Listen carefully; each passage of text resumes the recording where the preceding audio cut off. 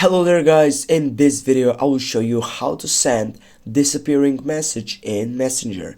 Firstly guys, you need to find a chat that you want to make a message a disappearing site. For example, we'll go with this one.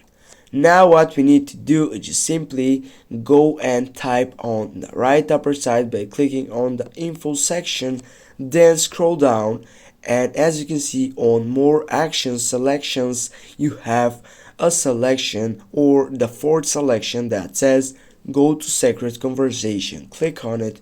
Now click on this side and type a message. Try now, for example.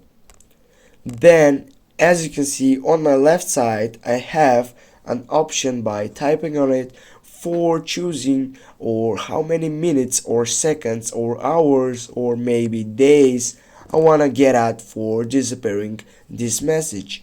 Firstly I will go with 5 seconds, go OK, and here as you can see if I type on it, now with this all these messages, when he will see, it will have a 5 seconds for reminding.